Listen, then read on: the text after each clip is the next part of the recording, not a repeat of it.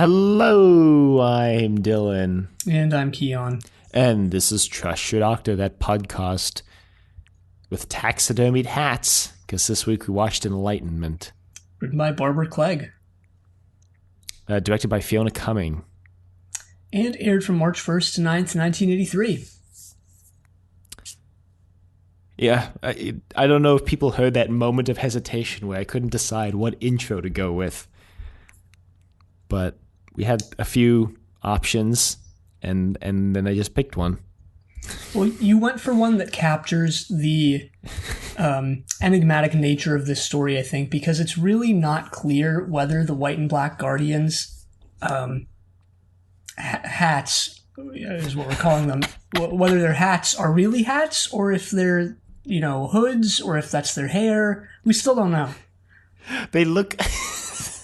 God, I can't believe that this is a statement I'm about to make unironically on this podcast. They look like the Time Lord's hats if the Time Lord's hats were made of living beings. Yeah, of like a full bird. It's the same shape and everything. It's just a bird instead of just like plastic. Yeah.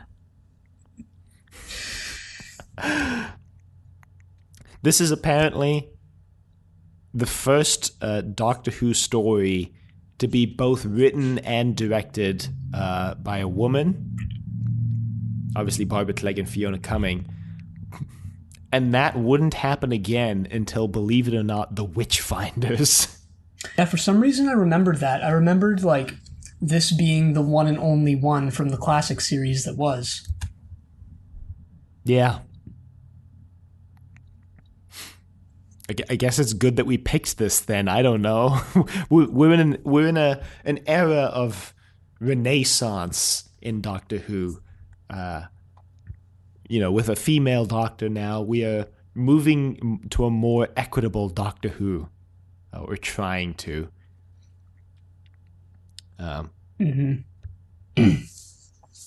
So perhaps it's relevant.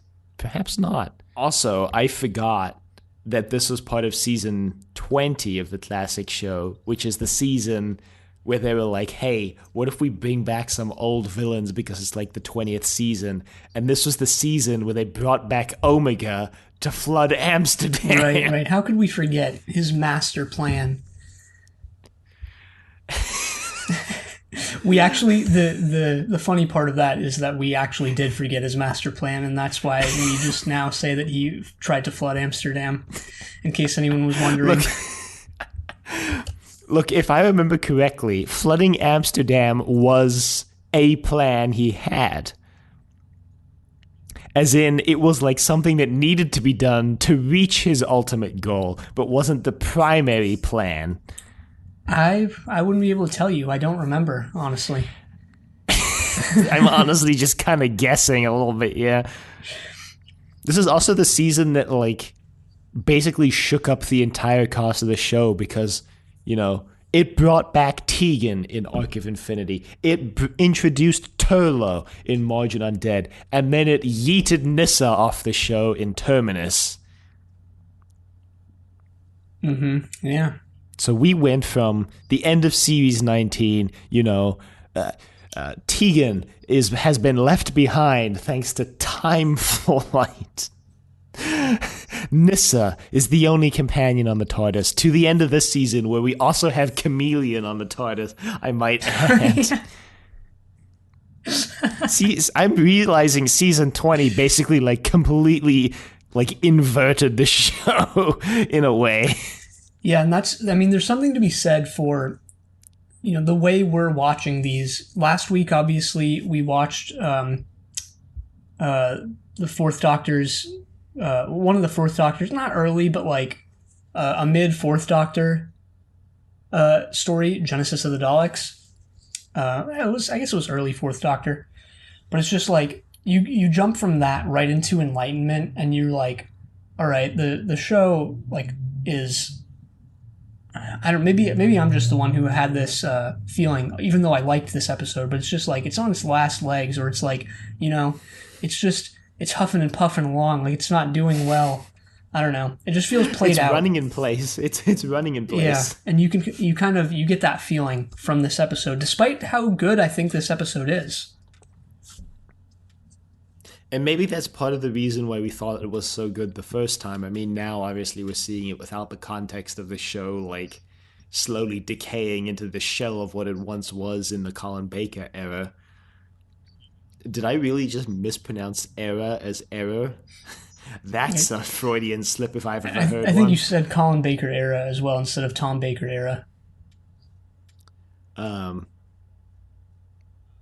Oh yeah, well I guess what I'm saying is like the decay started in the Tom Baker era, I guess, with series 18, but it wasn't really complete until like, the Colin Baker era is, say what you will about the actors on the show, say what you will about Pip and Jane Baker writing just absolute gold for the show. The like Colin Baker era is like the most generic, uninspired that Doctor Who ever is. And the Seventh Doctor is slightly better because Cartmel is like, let's just scrap the whole thing and do something weird. But it's not much better, I think it really hits its nadir in the Colin Baker era. Yeah. So True. sorry, Colin. It's not your fault that you were handed like a producer who wanted to leave the show, script editors who fought with the people who wrote the scripts. It wasn't your fault, Colin. Yeah, characterization that swung back and forth like a pendulum across different stories. Not even across different stories, across like episodes within the story. I mean, shout out to him strangling Perry, and then the next episode, like, weeping because Romulus and Remus are gonna die, or whatever the twins' names were. Like, not actually weeping, but you get my point. Yeah. So just like, just everything was firing all cylinders then. But in this story was pretty good, and I'm glad it was as good as I remembered it being. Yeah, one thing I didn't remember it being, though, was I didn't remember how embedded it was in the Black Guardian and White Guardian conflict. Not only that, I completely forgot, I can't believe I forgot this, that Turlough was selling the Doctor out to the Black Guardian until the end of the story. That's like, that was his whole thing, right? Is he was the one companion who, like, I mean, he was a plant, basically, so. Yeah. I'm not proud of it, okay? I'm not proud of it, but I guess I really more forgot that like this was the story where that arc is resolved. I mean, like, getting thrown into it all, I didn't remember, like, I still don't know, like, the Doctor didn't know that Turlough, like, at this point was in league with the Black Guardian, right? Like, that scene at the end was him realizing, right? Yeah. Okay. I mean, to the best of my memory, yes. Mm-hmm. Peter Davison, in a way, like, almost underacts that, where it's like you can't really tell. Although I guess if you were following along, you would be able to tell, obviously. But it's like his reaction to that is not very. He doesn't react to it much, or it's more of a somber disappointment, I guess. The Fifth Doctor ends the story with the most understated, underplayed, underenthused line in recent Doctor Who memory for me. The story just ends with the Fifth Doctor going, yeah, why not? Like, in that basically exact tone.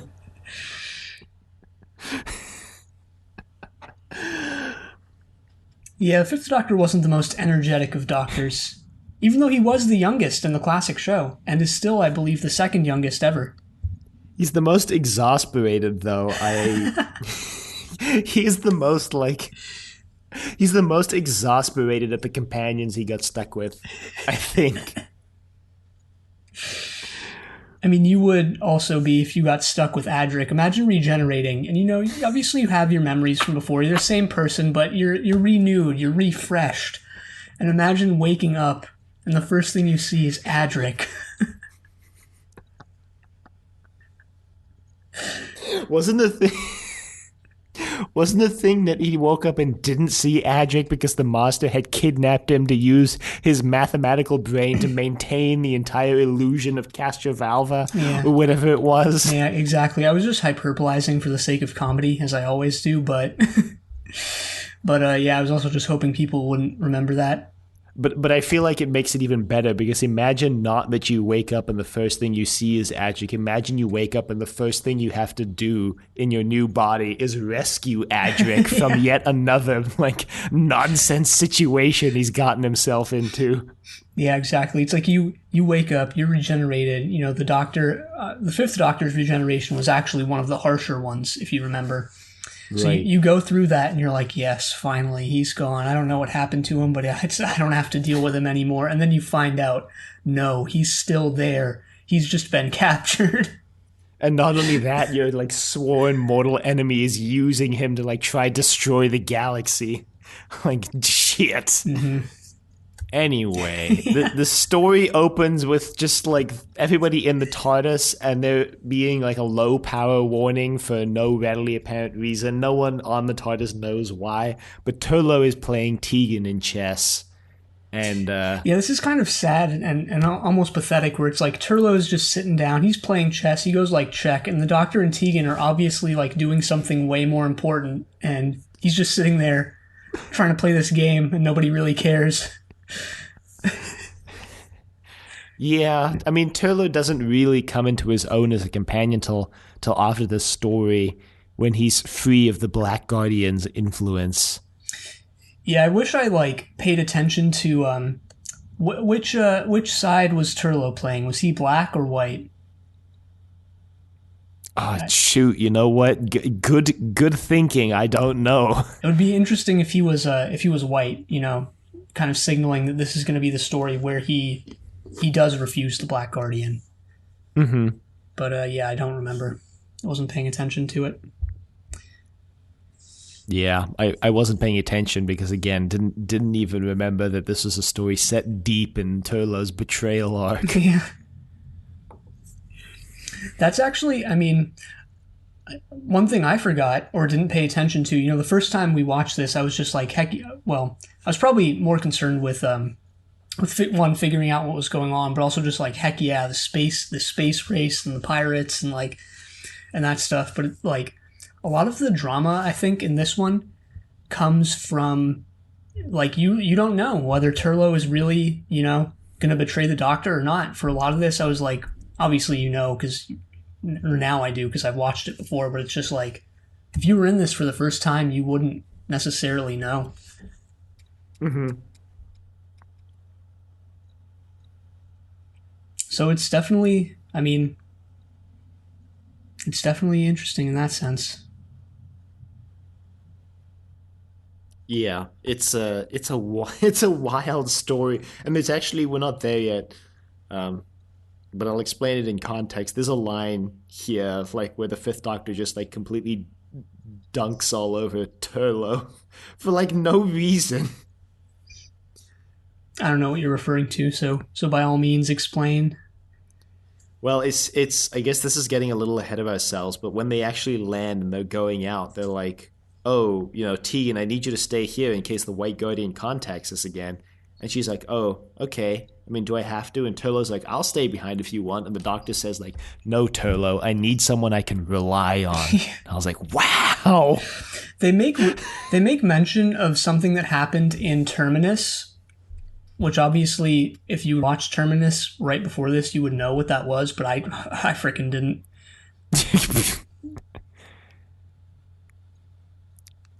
It was obviously just some sort of thing that Turlo did to I don't know, or that ended up getting in their way, or that, you know, signaled to the Doctor that he was unreliable or something like that. So I don't remember what it was though. Mm-hmm. But yeah, so the power is being drained, and the Doctor eventually realizes that the power is being drained because the White Guardian's trying to communicate with him. So he turns the power all the way up and talked to the White Guardian, who's basically like, hey, need you to go check out this thing. Here are some coordinates. Yeah, interesting that we chose this one in this run of stories, along with Genesis of the Daleks, which is almost the same thing, right? It's the Time Lord saying, like, hey, I need you to go do this thing. This one is just the White Guardian. Yeah, that's true, actually. But then again, the White Guardian doesn't really, like, I don't know. The White Guardian doesn't just go, like, pranked you. You're already on... You're already on the ship. No, they just go there. The Fifth Doctor is, at least in this story, is spectacular at piloting the TARDIS. He has pinpoint accuracy. Again, like, really just more proof that... really just more proof that the Fifth Doctor was just, like, mucking about when he, quote, couldn't get Tegan back to Heathrow Airport, close quote. Yeah, maybe that thing I speculated about a couple weeks ago, the Second Doctor, holds true for the Fifth Doctor too. Maybe he was just trying to kill his companions, or get them into situations where they would die.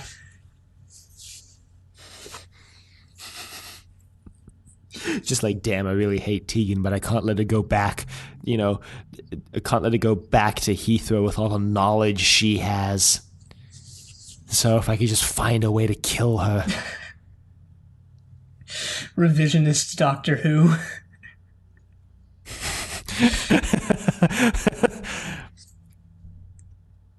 Look, there are a lot of revisionist things about Doctor Who,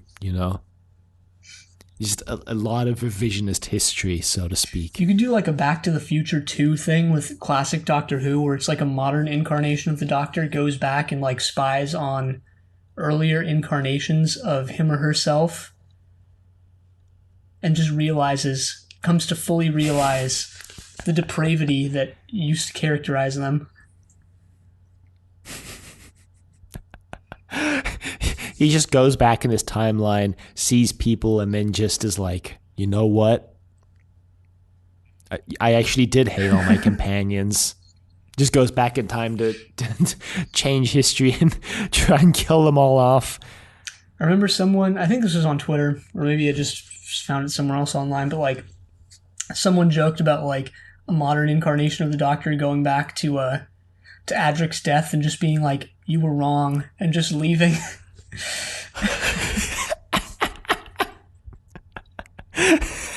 Can you imagine, like, I don't know, like, who's really, like, Jodie Whittaker's Doctor just showing up and being like, hey, Adric, by the way, you were wrong, and then just leaving? I imagine it actually is Peter Capaldi doing that. Yeah, no, me too. I just thought it would be funny if, like, imagine it was someone who would, like, never do that, who does that. Like,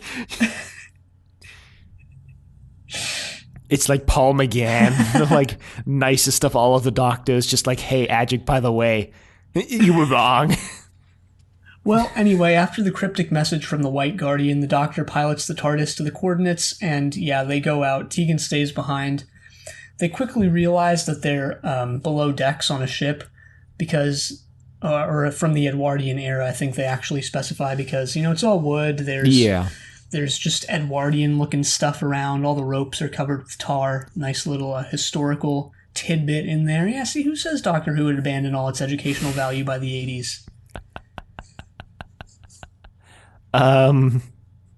Not us. Doctor Who is edutainment, okay? Edutainment. Wow, there are not words to describe how annoying that was to receive with my two own ears. How corporate it sounds. Yes. Did you sell out, Keon? I mean, perhaps. I work in an industry that's just as, like, depraved as, like, corporations, Did Bill Gates buy you out? I heard Bill Gates is getting divorced, actually. Yeah, that's actually why he popped into my head to make that joke, unlike, I don't know, Jeff Bezos or something.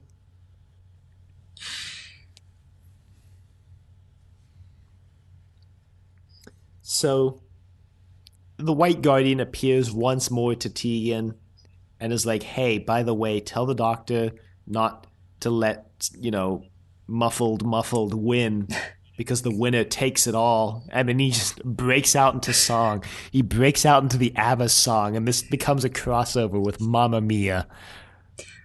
Would have made things interesting. Not before the console blows up and he gets cut off, so we don't get to actually see that. What if, like, man, you know what I would do if I was in charge of Doctor Who is, like, oh no. First of all, like, I would tease, man, this is all coming in my head, like, this is a perfect plan. I would tease, like, the greatest season ever, right? And just keep delaying it. Just keep on delaying it for years even. Just, you know, just keep teasing it. Just keep reminding people it's in production and how it's going to blow people's minds and such. Then, on the side, as part of, you know, the DVD box set or Blu-ray box sets, actually, that they're releasing, just recreate old Doctor Who stories, but with slight changes that escalate over the course of the story until by the end they're actually a completely different story. And then that's actually, you know, whatever season it would be. That's the next season of Doctor Who. So kind of like, you know, I don't even know why I know this because I don't like the Beatles or anything, but like the Beatles Love album where it's like they re-released, you know, their songs on the Love album, but it was like the songs were actually different and like changed a little bit and were mixed with other songs where it's like, you know, one song starts and you think it's like, okay, it's going to be whatever, but then it turns into like another Beatles song or something. So something like that. So you really would like to troll the Doctor yes. Who audience. Exactly. I'm referencing a Twitter thread in saying that just for the audience that I may or may. Yeah, Poodlegate. I'm referencing Poodlegate. Dylan was explaining Poodlegate to me before the beginning of this episode, and I just got to say, like, I'm glad that I typically don't get involved with those things, and that I just tend to, like, stay offline a lot of the time, to be perfectly honest. Missing out on Poodlegate, though. I'm glad. Frankly, I'm glad. Don't tell me don't tell me you weren't at least a little bit curious to know what Poodlegate was when I just said have you heard of Poodlegate? I was less curious once you revealed it had to do with Doctor Who. Like, I'll admit, like when you said Poodlegate, I was like, oh, what's that? That could be pretty interesting. But then like when you were like, you know, a lot of Doctor Who accounts on Twitter, I was like, oh, okay, whatever. Like, it's just you just checked out at that point. You were like, all right, I'll zone back into this conversation when it's over.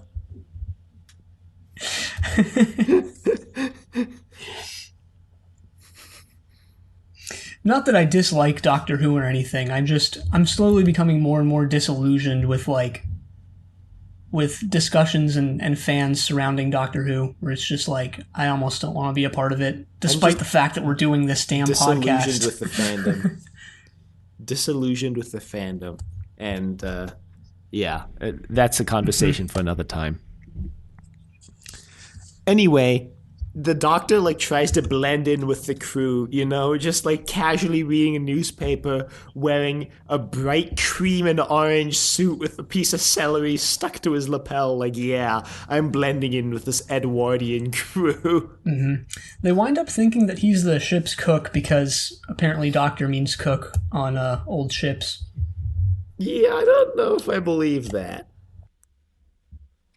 Anyway, everybody in the, like, I guess this is the, like, the dorm room, is like, yeah, we all signed on for this because they offered us a month's wages in advance, and we all thought, you know, that's pretty good. Nobody else is giving us that offer. Yeah, but they also reveal that their memories a little bit, there are blanks in their memories of how they remember signing up, and then they were there, basically. Yeah. So that's a little suspicious. Eventually, someone comes in and takes the Doctor. The captain and first mate have gotten wind of, you know, the Doctor and Turlough being on board, so they call in the Doctor. Yeah, we learn that they can read minds, which is why they know that the Doctor and Turlough are on board, because they sense their minds. Right. And Tegan comes running out looking for them and runs into them and is like, hey, by the way, console blew up, but also, like, the winner takes it all. The Doctor's like, oh, the winner takes it all. What does that mean? She's like, I don't know. Why would I know? At this point, they've already hinted that they're in some kind of race. I remember my mind being blown the first time we watched this. And realizing that it was a space race with old Earth ships. Yeah, the cliffhanger to episode 1, it has to be like top 10 classic Who cliffhangers. Because not only is no one really immediately in peril, the like cliffhanger is a big reveal that completely changes the nature of the story and flips it on its head. Mm-hmm. And it's just like, it's completely mind-blowing to see it the first time, because basically the first mate takes the Doctor and Turlough and Tegan up to the control room, and they look out and they're like, oh my god, we're in space. Yeah, Doctor Who really, until this point, has trained you to not expect anything like this from its cliffhangers. Yeah, it's so out of left field. It's great. Because it's also like, so many Doctor Who serials would reveal something like this in the middle of a story. You know, they would shift the paradigm of the story, you know. It would just be a part of the plot of the story that things shift. This is like this big reveal, and that's like what they leave you on for 2 days or for a week. You know, imagine watching this, you know, 1 episode a week and sitting at home, and then like this being the cliffhanger and being like, oh my god, where is this going to go next week? Instead of being like, oh my god, how is the Doctor going to not die this week? Mm-hmm. Definitely. Anyway, in episode 2, they like show a map of where they're going, and it's revealed that they're not only just in space, they're in like our solar system and taking like the most confusing route through the solar system. But anyway, yeah, I forgot that aspect of it, that they were actually in in our solar system.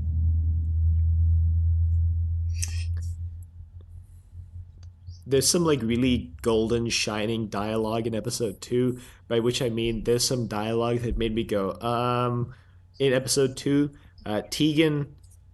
Tegan's feeling a little woozy, so she goes back to her quarters, or Mariner takes her back to her quarters, I believe, and he's like, hey, you should drink this, and she goes, what is this? And he just says, a mixture, and she's like, oh, all right. I mean, she makes him drink it first, but just great, a mixture. Well, a mixture of what, sir? She drinks it and then just like passes out. And then we get even more shining dialogue on the bridge of the ship when the captain and Stryker kind of explain that they're Eternals and they can read people's minds, and they're like, you're a Time Lord, a Lord of Time. And I'm like, wow. Wow. It's true, though. I mean, it's true, but... It's true, but like, thank you, Captain Obvious. Imagine if it was just like, you're a Time Lord. A Time Lord. Like a comma, a Time Lord, right? Like, or you're a Time Lord. A Lord of Space. And then just like, wait, what? Mm-hmm. Yeah, just some sort of non sequitur in there. Well, the Ephemerals, the Eternals, are not very... they're not fond of the Ephemerals. It's revealed now, through dialogue, that they've basically abducted Ephemerals or humans from various periods in history and are basically using them as pawns in this game/race. Yeah, as entertainment. It's kind of hinted at here, but explained a little more explicitly into episode 3 and predominantly in episode 4, that... part of the reason for this is that the Eternals, since they are immortal and godlike beings, basically, they have almost no creativity, and that's what's entertaining to them about the Ephemerals. Yeah, it's interesting. I mean, like, it's that paradigm shift from, like, the typical villain who's, like, out for eternal life or something, right? It's like they actually want, like, the gift of mortality or something like that. Yeah, in general, and I think we actually talked about, the Eternals at length on our original episode covering Enlightenment, which I'll link in the show notes. It's interesting that I think the Eternals are not necessarily...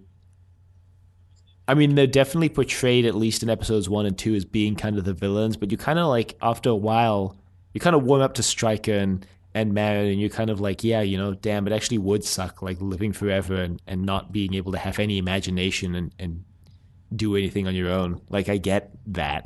Like, Yeah. Of course, Rack is just like, what are you doing, man? But Yeah, they're not villains. Sorry if I kind of implied that. I mean, they're really this is actually, come to think of it, this is probably one of the more successful stories where it's like the Doctor and companions are just dumped in the middle of a pre-existing conflict, and like this one does that concept really well. Yeah, because the conflict is also, they don't know what the prize for the race is, but the conflict is really like so minor. I think Mariner or Stryker also mentions that once the race is over, they'll return everybody they took back to their original time. Like they just basically borrowed them for the race. Mm-hmm. Tegan still... well, except for all the ones that Rack just murders, but... Yeah, they're gone. They're dead. I mean, Tegan is still not okay with that, though. When she learns that they're going back, she's like, that's not all right. But she's right. It's not. Yeah, understandable. Mm-hmm. There is a funny scene here where the Doctor's talking with Tegan. He's like, we don't want them to know about the TARDIS. And then it just smash cuts to like Stryker and Mariner on the bridge, and they go, the TARDIS.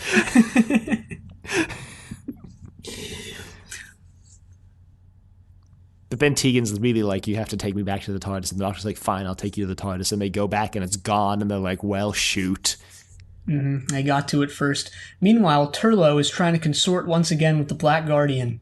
He's at his wit's end. He doesn't know what to do, and he's requesting the Black Guardian's help. Yeah, he's a little pathetic, which I think is kind of the point. I think Turlo does have that character development. And we talked about this on the show, how he starts kind of pathetic and ends... when he ends his tenure, he's a very self-assured, confident, kind of like valuable member of the team. Yeah, he's like the one companion who had an arc. That's not true entirely, but it's like it was the only one that actually felt like it came to something, or that didn't feel underwhelming. Yeah, right. Because he was running away, right? He was sentenced to something on his planet that he was running away from. And that was his whole thing, why he didn't want to go back. And his resolution, in case anyone forgot, is that he does go back. But I believe they lifted his sentence or something, or rescinded it, or something like that. Can't remember exactly. Yeah, it was like in Planet of Fire, he finally accepted the burden / responsibility of going home, even not knowing whether or not he was going to be thrown in jail as soon as he got there or not. He like gained the confidence to just face it anyway, and then they revealed that they had like commuted his sentence or something. Exactly. Partially due to the results of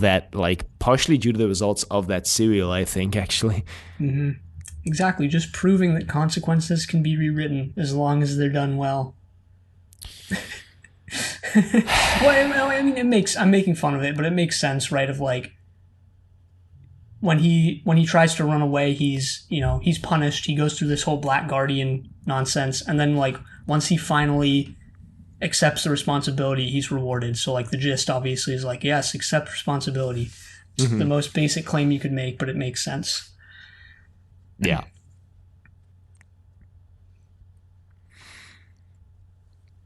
Of course, Turlo just gets in touch with the Black Guardian. The Black Guardian just like berates him for 2 minutes. I think he basically just tells him like that he's a wretch, that he's nothing, he's lower than dirt, and then he needs to kill the Doctor. Yeah, great motivation. Motivational speech. Why did the Black Guardian have Turlo wrapped around his finger anyway? I don't even remember what his leverage was. Something in Modern Undead. I don't remember exactly.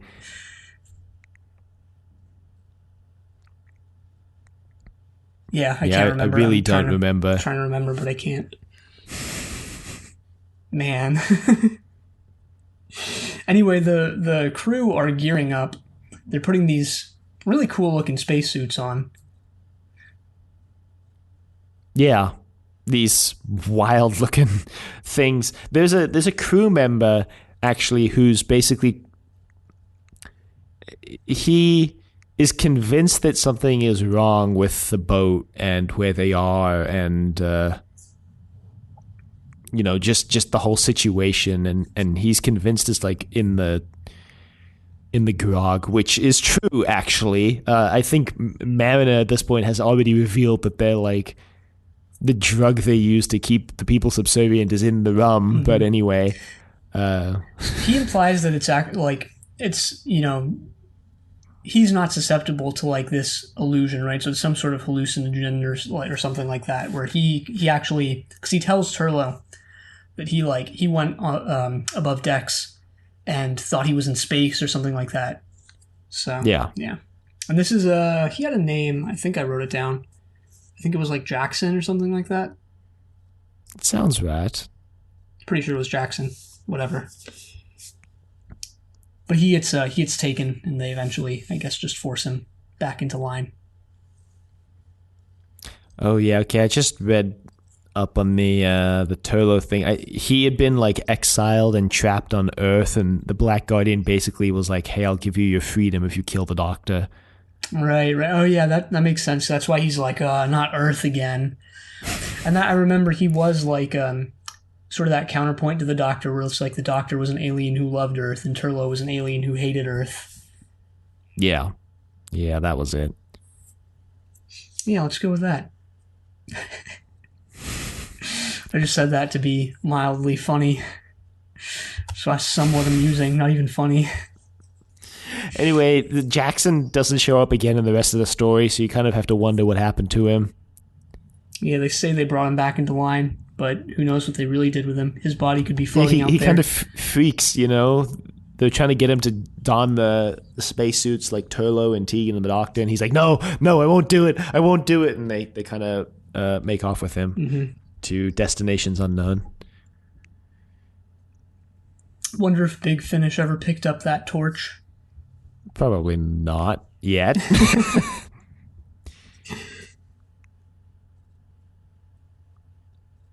Well, Mariner, throughout all of this is a bit out of order, but the gist of Mariner's relationship with Tegan is that he's kind of infatuated with her, but he doesn't understand why, because the Eternals, I keep mixing up the two. The Eternals don't really, have the emotions that humans have, or they don't know, or they don't sort of rationalize them in the same way.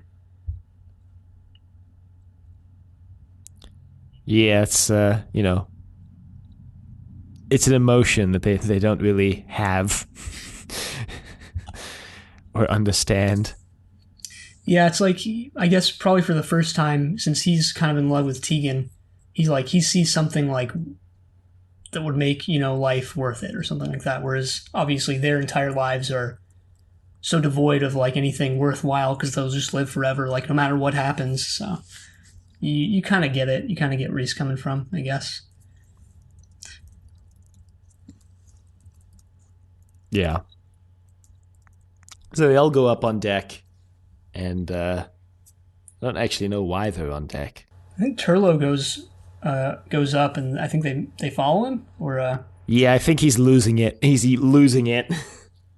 He doesn't really want to kill the Doctor, but also like the Black Guardian is like, you must.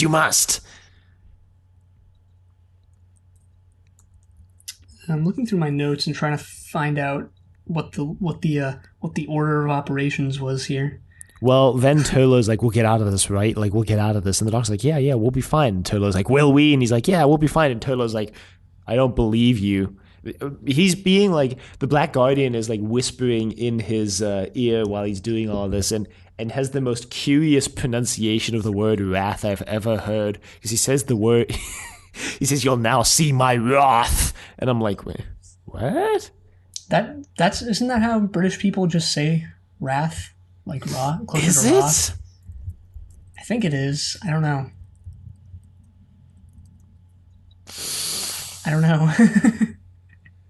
Oh, now I remember. It's Wow, you're not wrong. I googled it. You're actually right. That is how British people say that word. Wow. Wow. Yep. Weird. Yep. Well, okay, so I believe the reason they actually went above decks is that Mariner took Tegan outside to like show her the sights or something. Yeah, that makes sense. That's why they have that little moment where Tegan he asks why she's angry and she goes, "I'm not angry. I'm disgusted." Like, man, wow.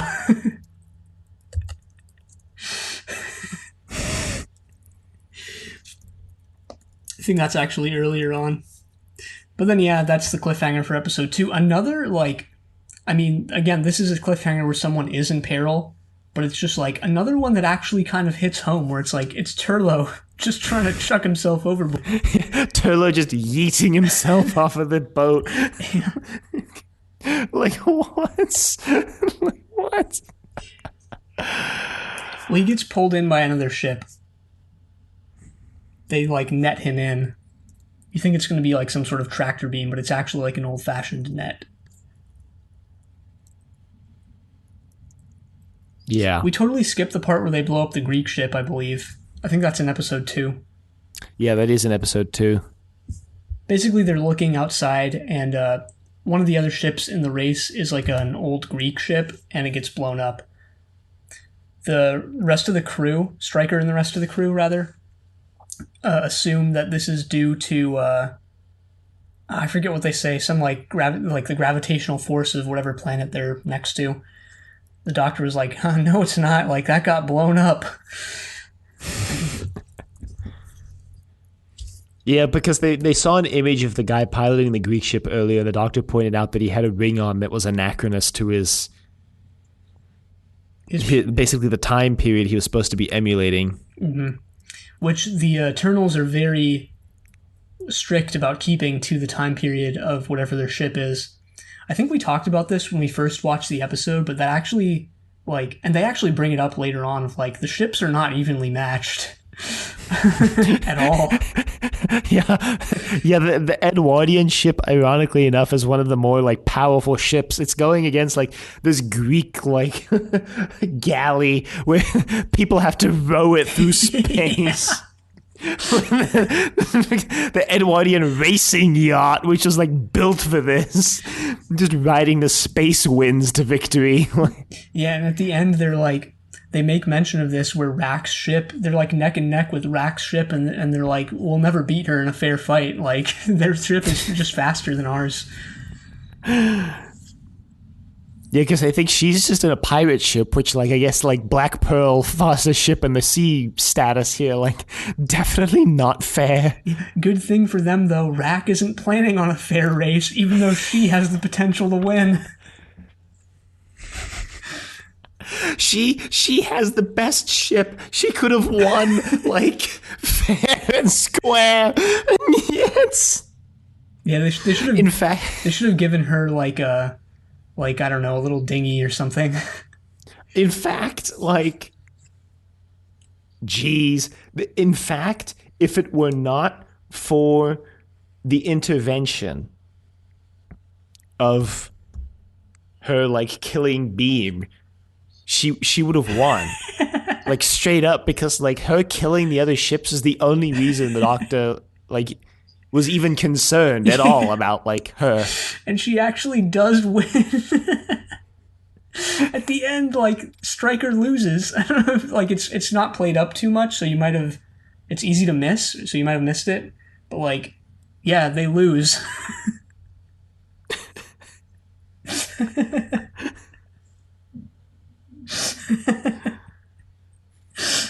Nice so into episode... Rack. Yeah, Rack just, like, self-sabotaging at every step of the way.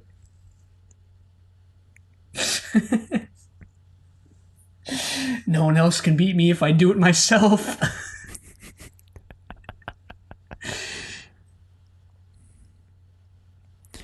So, so in episode 3, it's revealed that Turlo didn't just die to the vacuum of space like Mariner said he was going to Tegan. Turns out Rack actually picked him up. Mm-hmm. As soon as, I forget what the actual dialogue is, but as soon as he gets onto Rack's ship, she says something that makes you go like, oh, she was the one who blew up the Greek ship. Like, it's completely obvious from the start. Yeah. Yeah. Which, again, props to this story for, like, just playing that sort of obvious villain straight and not having a twist with it. Yeah, it's still fairly compelling all the way through.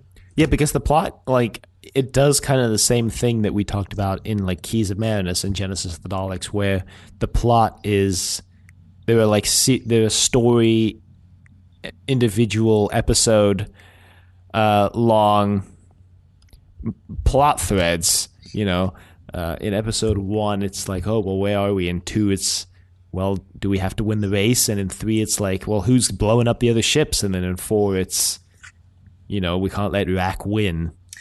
It's also, I think, the ambiguity of the prize of, like, its enlightenment and, like, how does that tie into the whole ephemeral eternal thing, which is never fully explained or explored, so you kind of has that air of mystery about it, in a way. Mm-hmm. So, I believe Rack then decides to hold a reception on her ship for Stryker and the rest of the crew. She sends over her first mate guy with a little letter. Yeah, it kind of seems, like a ploy to win here. Just like what if you're on the Greek ship, like, halfway back, and they're like, oh, we're having a party, and he's like, damn, we're not going to be able to catch up in time to attend the party. Probably just be thinking, like, they're going to slow down, right, to, like, do this to some extent. So, like, just full speed ahead, like, you might just be able to win. Yeah, like, what is this?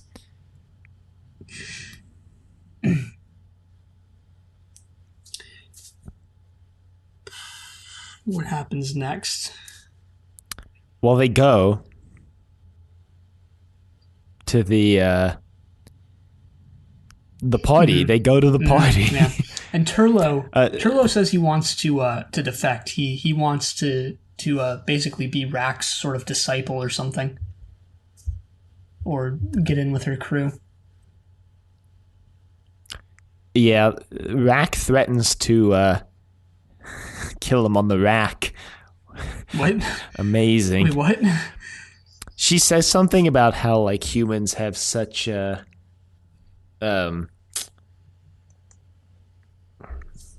interesting ways to torture people, and she mentions the rack, if I remember correctly. Gotcha. The doctor hijacks some celery from Rack's party to replace the celery on his lapel. Yeah, he renews it, refreshes it, so to speak. It regenerates, you might say. God, the celery was the most, like, confusing costume decision Doctor Who has ever, like, put on screen. Yeah, it's a decorative vegetable. I mean, roll of credits right there. I know. I mean, I know that we took our name from this celery, but that doesn't change the, like, how baffling it is. Still better than the question marks, gotta say. Still better than the question marks. I mean, he's got question marks on his collar, so I know. Unless you're referring specifically to, like, that over-the-top Seventh Doctor question mark jumper. Well, I'm referring to that as well. I'm referring to it all collectively. What about the Sixth Doctor's rainbow vomit outfit? Yeah, it was fine. Looked good. I'd wear that out in public. What, you wouldn't? I mean, no. Let's be real here. I'm just kidding. No, I wouldn't.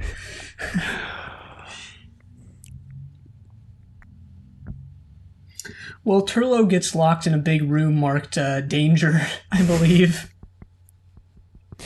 And, like, I didn't notice this in the first scene where you see the entrance to this room, but maybe it was just me not paying attention. But later on, you definitely see it. Right next to the door, there's a big lever that's, like, open to the vacuum of space, on or off, you know? Like,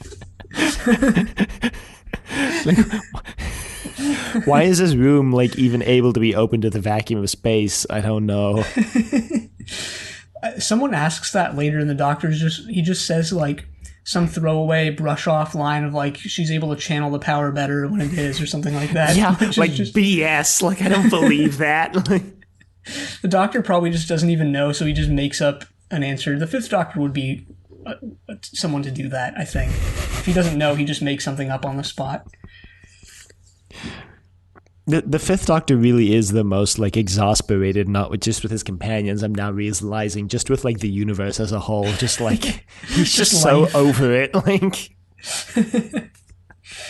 if this was a modern Who episode, they would interweave the Doctor's longevity with the Eternals' like strife and struggles with their immortality. You know they would. But it's classic Who, so they don't bring it up. Yeah. Although you can see it as analogous to the Doctor's long life. So they're looking for Turlo. Mariner mentions that he can kind of sense Turlo's mind, but he can't pinpoint it. But then he says that Turlo's afraid of something, which increases the strength of the mental lock, and that's how he figures out he's like in the vacuum chamber room. Mm-hmm. Which has a few curious eye decorations. There's one on the floor, and there's one on the ceiling as well.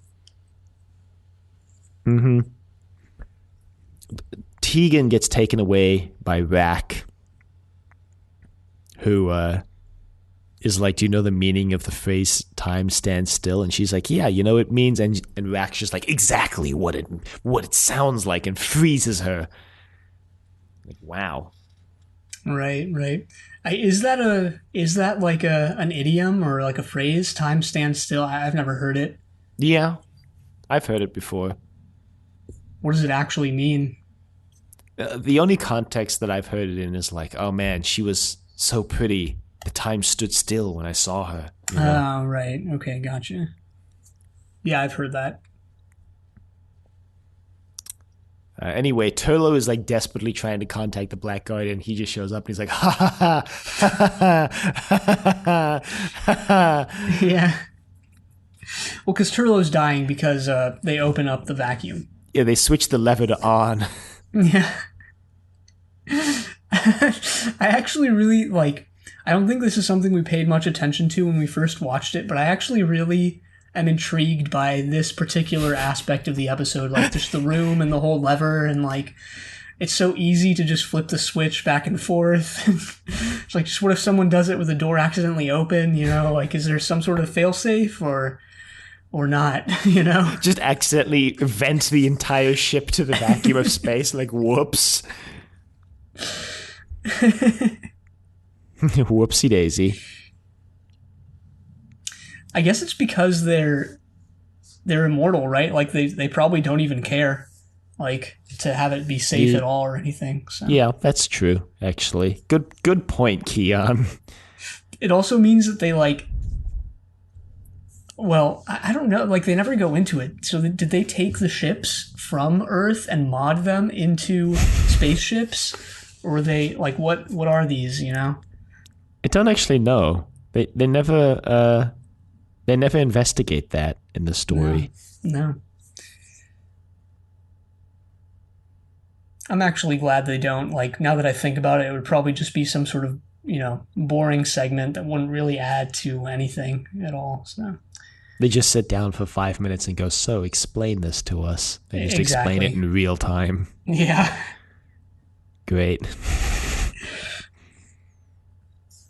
This story also has like a mystique to it. You know, Doctor Who is never, you know, hard sci-fi, although I would say it also never loses its grounding fully, right, in what you might say is adjacent to or part of hard sci-fi.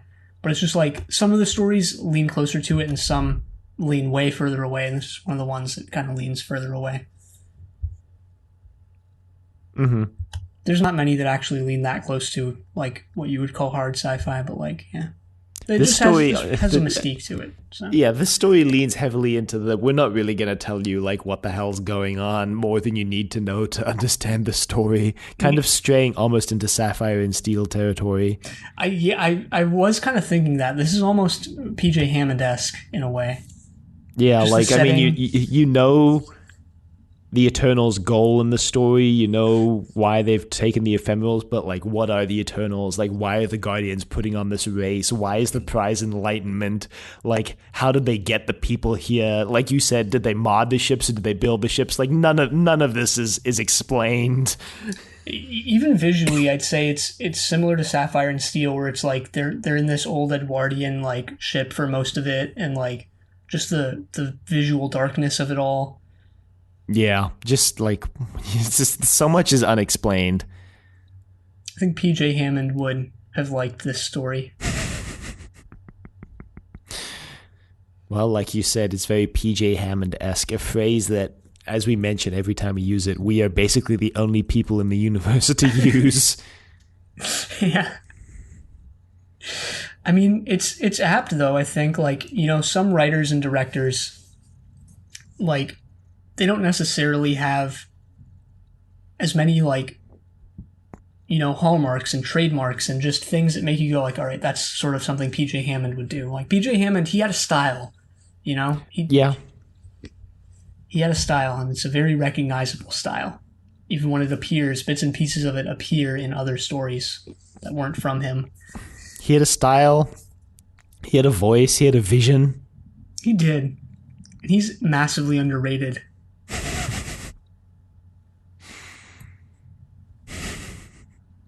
For the initial parts of Sapphire and Steel were rough, I'll admit, but they turned it around. Kind of wish PJ Hammond did more fantastical stuff, because if I remember correctly, a lot of his career was spent on just like police dramas.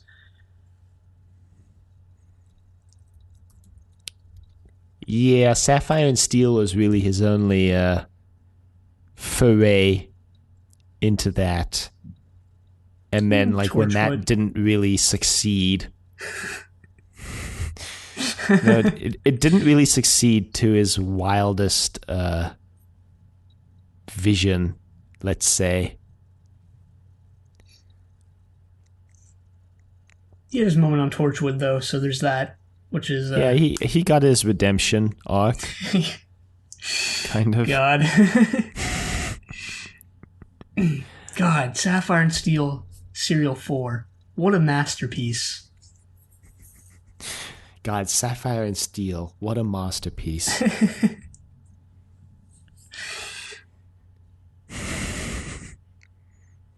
Check out Inevitable, a classic sci-fi podcast on which we watched Sapphire and Steel almost a year ago now. God, time flies. Hard to believe. That was one of the first things recorded in quarantine. Yeah, that was a really like rough month, 2 months actually.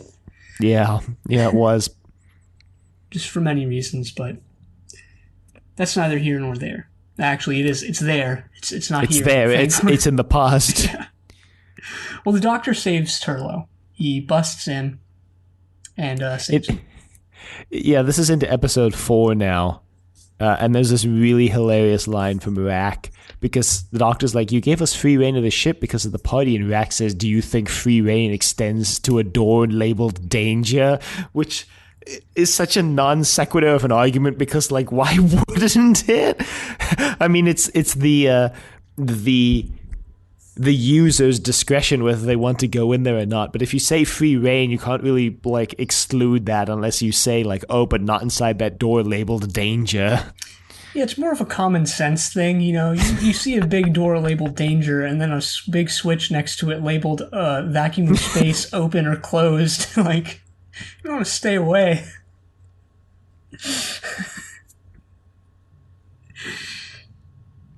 Weird. Oh, we forgot to mention that during, I think we forgot to mention this, that while Tegan is frozen, Rack places the jewel on her crown,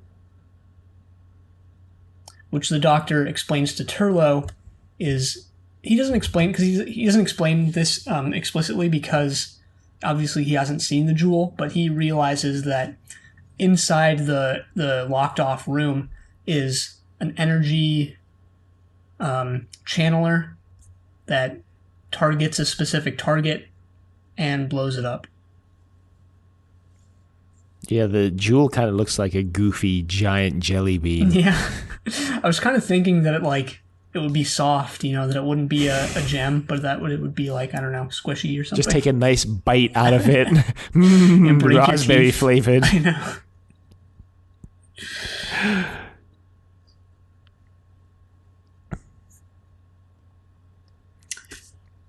Well, I think they all just go home. Yeah, they go back to, the Shadow, or whatever the name of their ship is. I think it's the Shadow. Oh, Mariner tells... Tegan, wonders whether Mariner is in love with her, and Mariner goes love, what I want is existence. I have a note about that exact same line. What's your note? I don't have a note about it. My note is just that. I want existence. Mm-hmm. Like the quote, I guess, back when we did quotes. Yeah, God.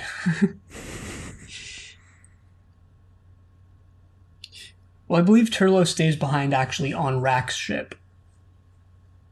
And he once again tells her that he wants to defect to her side and wants to learn her evil ways or whatever. Yeah. She's like, all right, we're going to win, and then you'll see. You'll all see. Meanwhile, the Doctor has realized that because Rack is now...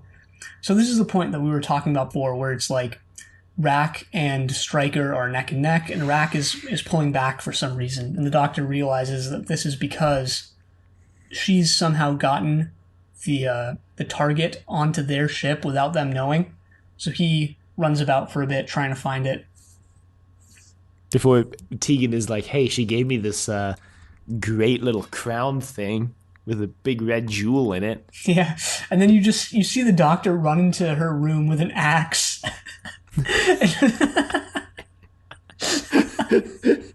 Here's Johnny. Know, yeah. He just smashes the jewel to smithereens. And I think it's even funnier than that, though, because it starts the little pieces, the little shards start glowing, and he's like, oh god, it didn't work. No, actually, he says it made it stronger. It amplified its power. Nice going, Doc. So he tries to scoop up all the dust that he's pounded the jewel into. Can you imagine if he had just pounded it into microscopic dust and breathed it all in? Well, oh no, oh well. A little broom and dustpan trying to pick it all up. The Doctor's last moments in his fifth incarnation spent brushing up a smashed jewel off the floor.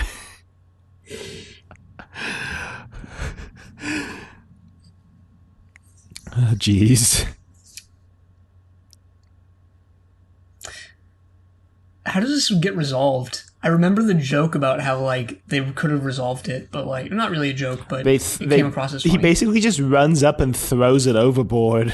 Yeah. And Mariner's like, if we had just imagined it overboard, it would have been done. The Doctor's like, yeah, you didn't think of that, did you, though? Mm-hmm. So the Eternals are they're devoid of imagination. This was hinted at earlier on, too, where they say that they need human minds. They don't really dive too deep into that aspect of their character or their species, but it's there. So the Doctor decides to come up with this great plan to get himself onto Rack's ship, which is also to just launch himself off of the ship, like Turlo did at the end of episode 2. Mm-hmm. And it works. Well, they see Rack's ship from off in the distance, and then they see something being ejected out of the ship, which you later learn was probably Rack and whatever the right-hand man's name was. Because the doctor lands and Rack and Turlo and the guy capture her and take her down to take him down, to the vacuum room, and then it just cuts away to like Tegan and Stryker and Mariner and Stryker. What's that? Actually, does the doctor just jump off, or does he take his TARDIS? He takes the TARDIS because they say that he takes. They say that his TARDIS is in his mind or something like that. Another PJ Hammond-esque moment where it was hidden in his mind the entire time, so he just had to visualize it or something. Which is like, I guess that's I don't know, like maybe there's more to say about that, right? Because the Eternals don't have access to their imaginations. Yet the Doctor, that's how the Doctor like saves the day, right? Is that he finds the TARDIS in his mind. Which, like, I guess begs the question, how did they even seal it in his mind in the first place? The Eternals, man. How do they work? Yeah. They should bring the Eternals back. They come back in, like, a substantial amount of expanded universe material. I was looking before we started recording. Yeah, and, I would say that, like, just the presence of the Eternals is kind of, is almost damning for everyone involved. Like, if I was involved in this story, I wouldn't want my name in the credits because it just really doesn't respect everything that we've come to learn over the show's 20 years at this point. We'd never heard of the Eternals before. If they were so powerful, then why is that the case? Really not adhering to canon here. Oh my god. The Eternals are like the epitome of like canon doesn't exist. They're like all-powerful, godlike beings that can do whatever they want. Like, yeah. In a universe where things like that exist, what is the point of trying to nail down some sort of singular canon when these people can create and destroy things with their minds? Like, yeah. Bend reality to their will, have eternal life.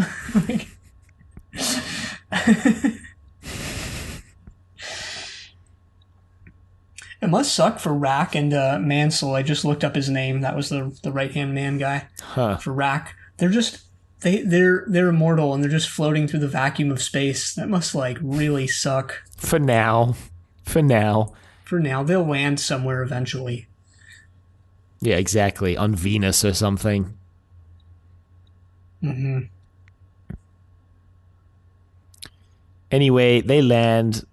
The White and Black Guardian are sitting there with a scoop of ice cream, and they're like, we made that same joke when we talked about this originally. I thought I said it was Cool Whip. Oh, you're right. You did say Cool Whip originally. Anyway, yeah, ice cream. And they're like, so, you win, Doc. You want some enlightenment?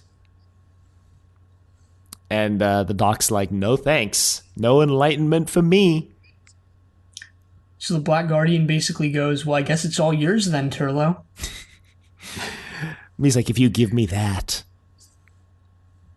well, then like, then what? Nothing. But if you give me the Doctor, then you can have everything. He says enlightenment would be worth, like, an unfathomable amount of money. Killing his friend, I guess. Yeah, which is, it's weird that, like, it's kind of weird to me that, like, it all just comes down to, like, getting rich at the end, right? Well, we don't know what enlightenment is. It was the friends we made along the way or whatever. Yeah, well, I mean, Turlo obviously doesn't know, but his interpretation of it is that, like, he could sell it for a lot of money. I don't know if you caught that line. I did not, actually. Or he says, what does he say? He says, like, you could buy an entire planet with that, kind of implying that he's thinking of this in terms of monetary value. Which is a little weird. I don't know. Yeah, a little bit. But he eventually rejects it, refuses to give it to the Black Guardian, and saves the Doctor's life. And then, so the Guardians leave, and the Doctor's like, so, where should we go next? And Turlo's like, how about my home planet? And the Doctor goes, yeah, Why not?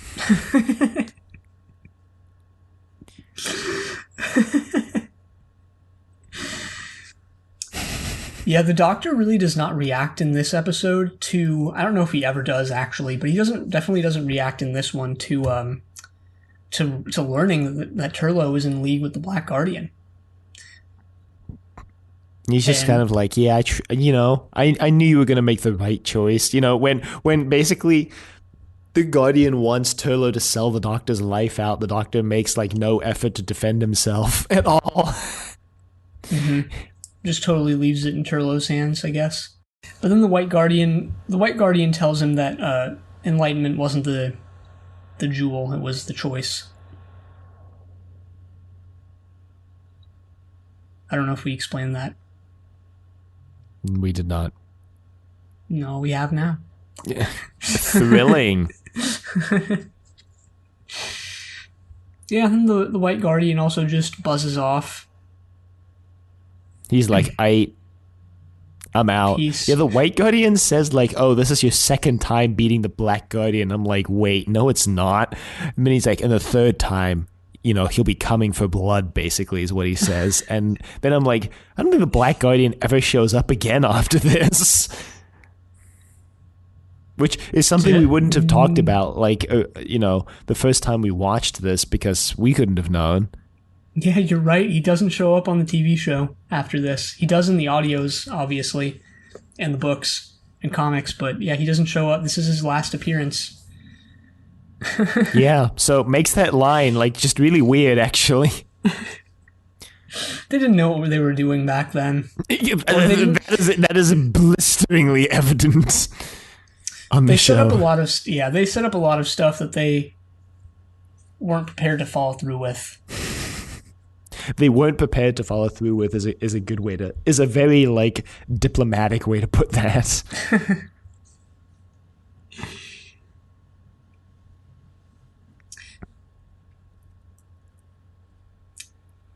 That's basically it. Yeah, that's the end. We kind of dug into this story a lot, I feel, because there are elements of it that are pretty funny when you try and pick them apart, instead of just kind of letting it all, letting the experience take over. Yeah, but I do really think that this is a very well-made story. Like, it's a really good story. It's paced really well, too, which is very difficult to do. Yeah, I would say this is easily, like, I would probably put it in the top 5, like, classic Who stories of, like, there's not a single episode of it that is just a drag. Almost every classic Who story has, like, at least one, and surprise, surprise, it's usually episode 3 in a 4-parter and episode 5 in a 6-parter. But, like, this one doesn't have that. They're all just really good. Yeah. And it's not even that complex or complicated of a story. There's not too many twists or turns. It's pretty straightforward. Rack is just the villain, Yeah, or again, though, just, part of the reason why it works so well, to me anyway, is that, like, every individual episode has kind of its own, like, self-contained plot that obviously builds and contributes to the overall serial plot, but is unique to that episode. Yeah, and it's a setup you don't often see in Doctor Who. It's this race, right? Oftentimes you'll get some sort of resistance movement in Doctor Who, or a war going on, or an experiment gone wrong, something like that. But this one is pretty unique. It's such a unique concept, which I also think is part of the reason why it works so well. It's just so out there and unique, and like, who would think of this? A race in space for the prize of enlightenment using ships from Earth's past. Like, part of the reason why this works is because they take such an insane premise and they just run with it. They just go with it. Yeah, what else did Barbara Clegg write? I'm looking it up right now. It looks like the only one she did for the TV show was Enlightenment. She created the concept behind the Lost Stories audio's Point of Entry and the Elite. Yeah, so I guess those were stories that she either wrote the original draft of during the or was planning to write during the production of the show that never got made. Mm-hmm. Well, I mean, I think I actually said everything I wanted to about this one. Yeah, I mean, other than that, I don't think I have much else. Yeah, I think that's actually everything for me too. Surprisingly enough. So I guess then we can go into Britain's 10 actors. Yeah, let's do that. Sounds like a good idea. Sounds like a good idea to me. I say as if we don't do it every week. Yeah, right. Well, I looked up 3 and you had 2, so it only makes sense for me to start us off here. Sure. I looked up Valentine Dial, I don't know how to pronounce his last name, Dahl, who played the Black Guardian. He had an extremely extensive career, 127 acting credits according to IMDb. So let's just go through some that stick out or whose titles look cool, as we always do. Yeah, shocking again. One of his earliest roles was an uncredited role in The Avengers, which is cool. He was in Henry V. He started acting in the 40s, so the earliest stages of movies, or not movies, but of TV. Sweeney Todd TV movie, 1947. Diamond City, that sounds cool. Treasure Island. What else we got here? Kaleidoscope, the TV series from 1952, and Whirligig as well, the TV series. A show called Fred. Drake's Progress, Court of Mystery. I'm guessing Drake's Progress is about the privateer. Yeah, Yeah. Francis Drake or whatever his name was. Mm-hmm. Let's see what else he was in. The Devil in the Fog sounds interesting. Freewheelers, Slim John, The Marty Feldman Comedy Machine. Yeah, sounds cool. Secret Army. Oh, hey, he was in Blake 7. He played Norrell in City at the Edge of the World. I vaguely remember that one. That was Villa's chance to shine. Obviously, he played the Black Guardian in Doctor Who. Credited only as the Guardian in the Armageddon Factor Part 6 for some reason. I don't remember why. Despite the fact... I don't think the White Guardian shows up in that one. Yeah. Oh, right. They wanted to keep it a secret. Yeah, despite how anticlimactic the key to time resolution was. Still hold that Armageddon Factor is my favorite Doctor Who story, or at least one of the best. One of my favorites. It's a good thing we didn't rewatch that and ruin your perception of that story. It's true. And then his most recent acting credit, since he's no longer alive, was Masterpiece Mystery in 1986. Nice. Let's see, who do I have here? Christopher Brown, who played Mariner. Let's see, he was in, a video short named Winner Takes All. Wow. As First Mate Mariner. That's weird. Cast and crew look back at the production of Doctor Who Enlightenment Part 1. Just Part 1, that's weird. That was his last acting credit about 10 years after his previous credit, Walker, Texas Ranger. He was in a movie called The Remains of the Day, which I've seen, which has a really frustrating ending. He was in an episode of Poirot, Twilight Zone, Sense and Sensibility. And that's basically every big thing he's in. He doesn't have that extensive of a career, only 23 acting credits. Huh. So,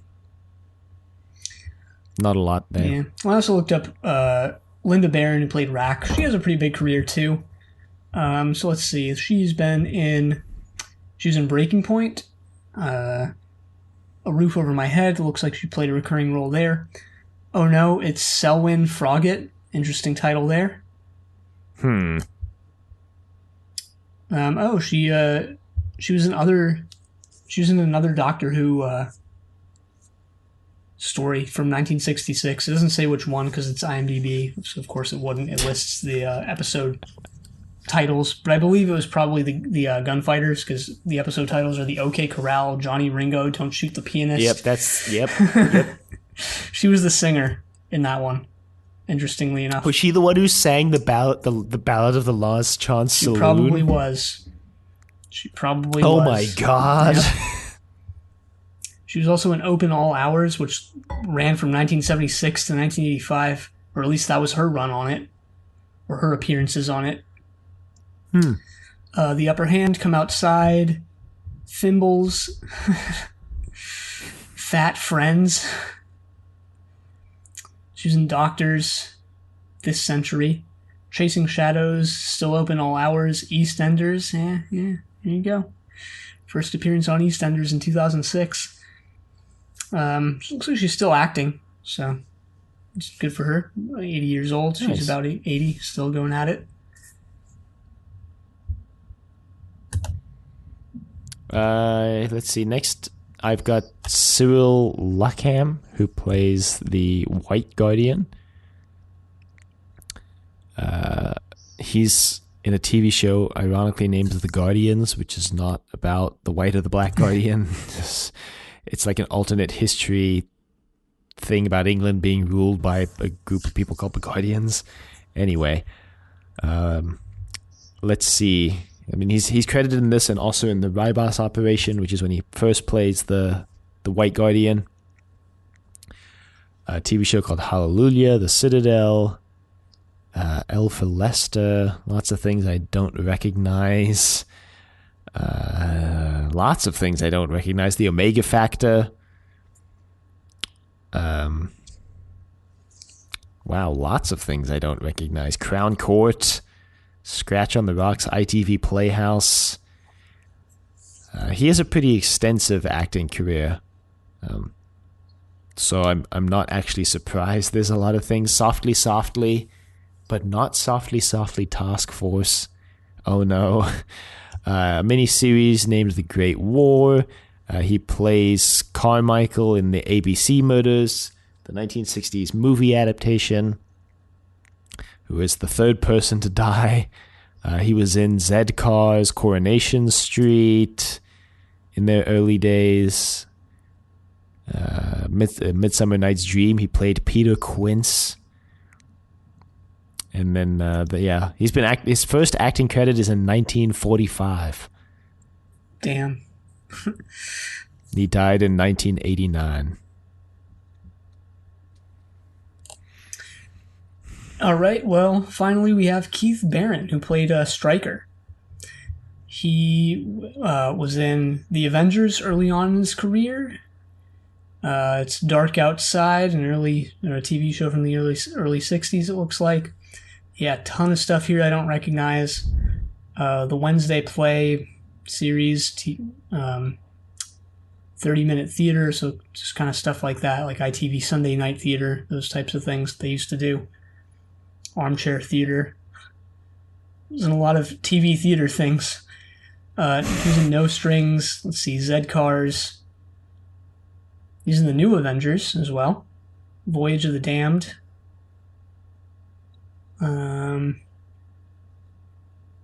Prince Regent, the TV miniseries. Obviously played Captain Stryker in this. A lot more stuff I don't recognize here. Just look like, I don't know, contemporary drama series probably.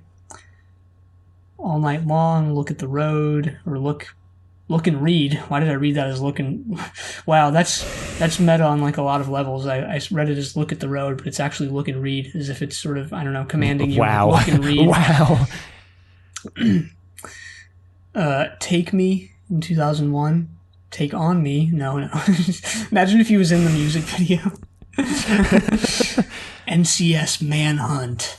Sounds edgy. What? Dead Man Weds in 2005. Yeah, he's still going in the aughts here. He was in The Chase, not the Doctor Who episode The Chase, but the TV series, and he was also in Coronation Street. Nice.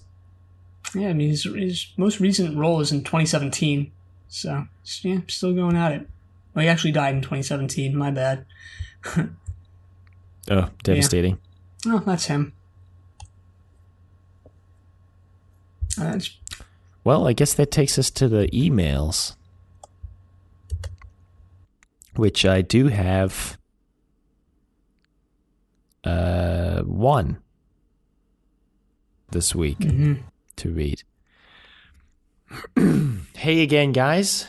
Second time emailer here. In case you don't remember, I started listening to Trust Your Doctor last October from the beginning and have now caught up to current. Also, I've gone through Zenith since then and thoroughly enjoyed it. Regarding Zenith, it was a lot of fun re-experiencing Blake 7. It has been quite a few years since I've watched it, but I always enjoyed it. I particularly enjoyed your fantasy Blake 7, and hands down, Dylan, you won that. Seriously, you and Keon should collaborate on a series of short stories or full-length novels with your ideas. I've also enjoyed Trust Your Doctor, and I'm sad to hear about your upcoming hiatus. Torchwood was kind of a drag for me. I've seen all the episodes, but didn't really enjoy the show as a whole. I hope you're planning on restarting Trust Your Doctor when Doctor Who returns later this year. I've also started Star Cops on Inevitable. Watched this years ago too, and it's just meh to me. Looking forward to some of the other Inevitable shows too. I can't believe you're doing Lex. Seriously surprised there. I've seen it, and the first 2 seasons are watchable, but the last 2 are a slog to get through.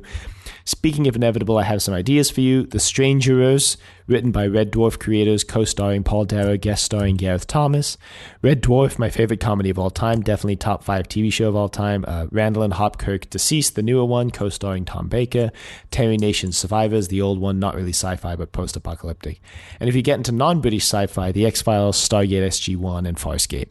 Anyway, looking forward to listening to you for a long time to come, Doug. P.S. Keon, we share the same birth date, not year, but date. Also, Patrick McGowan. Hey. Well, thanks for I was just going to say thanks for the kind words, Doug, but yeah, go on. I was going to say thanks for the kind words, and also we never actually made this clear on Trust Your Doctor. We made it clear on Inevitable, but not Trust Your Doctor, so we should. The hiatus we're taking, the current plan is that, yes, it will end, like the hiatus will end when Doctor Who comes back this year. So we'll be covering, whenever Series 13 arrives, we'll be covering that week to week. Yeah, we'll be covering it when it releases. We didn't say that when we said we were going on hiatus, so maybe some people, thought it would be a much longer hiatus than it might end up being. But yeah, we definitely will, Doug, be back when Doctor Who returns later this year. So not to worry there. But again, thank you for reaching out, Doug. Thank you for the kind words. And maybe Blake's Fantasy Blake 7 Series E coming in the future. Yeah, well, I'm still working on this Doctor Who fanfic on and off. So that'll actually be on our blog, which we're apparently still doing. So we say now. But no, I mean, whenever I get the time and motivation to finish it, I'll start putting it up there. So that'll be something from me at least. I mean, I think Dylan actually, when it comes to fictional ideas, actually has a lot better than mine, but yeah. Well, that's high praise coming from you, so thanks, Keon. Not sure I agree, but appreciate it nonetheless. And fewer puns, so that's probably also relative to quality. That's not necessarily better.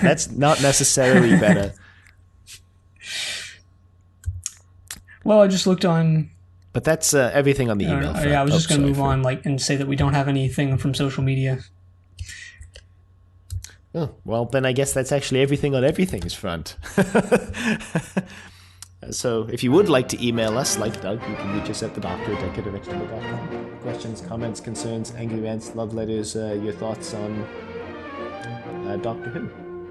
Enlightenment. You can find us on YouTube at Decade of Vegetable. Find us on Apple Podcasts, Google Play, and anywhere else you can find the podcast at Trust Your Doctor. Be sure to leave a rating if you like the show. Check us out on Facebook, Trust Your Doctor. Like us on Facebook. Also check us out on Twitter at TYD Podcast, and follow us on Twitter. And next time we're going to be watching Time Lash. But until then, the end.